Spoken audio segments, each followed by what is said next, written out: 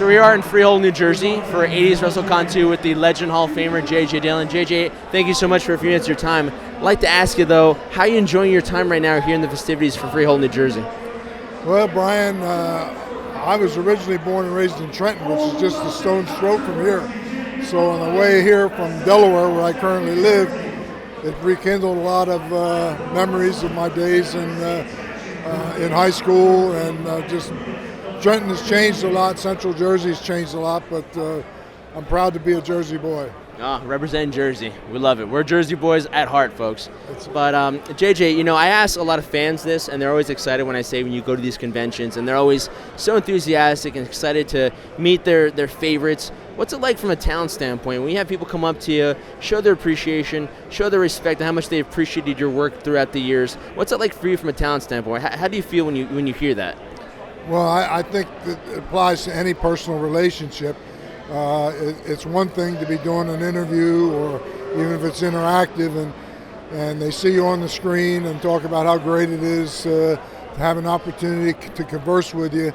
But to be here in person like you and I are right now, I mean, it makes a big difference, because it's so much more personal, and people look at you and will ask questions sometimes that maybe they're reluctant to ask over a phone or on a video interview. So I enjoy these type of things. I like to get out. Whatever success I've had in this profession, I got 2 Hall of Fame rings, but it wasn't because I was always the biggest or the best, because I wasn't, but it was something that the fans saw in me, and they were willing to take their hard-earned money to buy tickets to see me perform.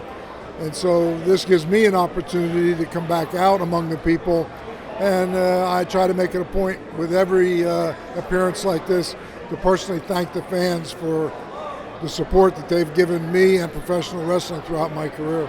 I'm sure the feeling is mutual for them too in terms of appreciation. One more final thing I want to ask you, though, and I'd be remiss if I wouldn't ask you a question about the Four Horsemen.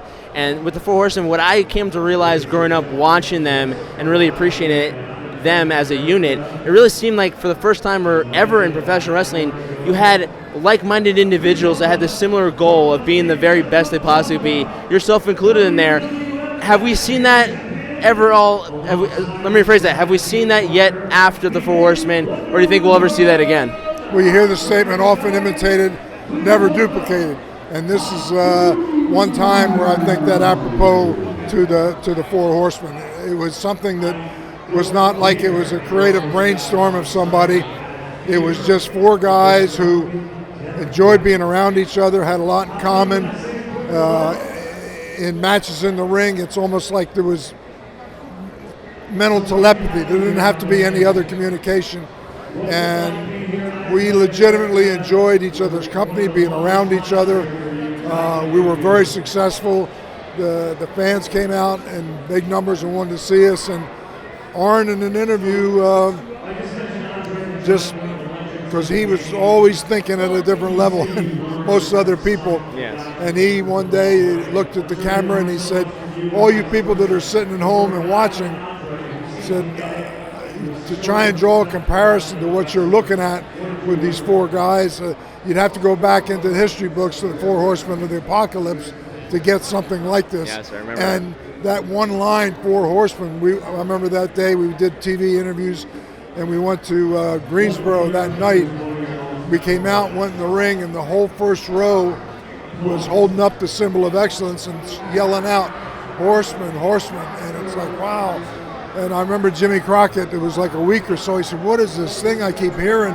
Everybody talking about Horsemen, Horsemen. I said, well, Arn threw it out on an interview, and the fans picked up on it. They're the ones running with it, and that's why it's caught on. And that's one of the things I appreciate the most, because in wrestling I've come to realize a lot of things that stick or become very popular are things that aren't thought of at all. They're just organically happened. Yep. And that group honestly was something that just organically happened, but it was a well-oiled machine, and you were definitely a huge part of that too. Well, because I'm sure a lot of people back there were just like, oh, I hate that JJ Dillon. He's such a ruthless canine guy. Can't wait till he get his. They just misunderstood me. Of course. But any times you can have something that especially in the world of professional wrestling that lasts over a quarter century, there's something magical about that it's just, I don't think it'll ever be recreated. I would agree. I would agree with you, and it's been a magical time talking to you, JJ. Thank Here you. we are in Freehold, New Jersey, guys, for 80's Wrestling Con #2. I am the trendsetter, JJ Dillon. He needs no further introduction. Hall of Famer, 2012, Four Horsemen. I'm his bid you all now. Adieu.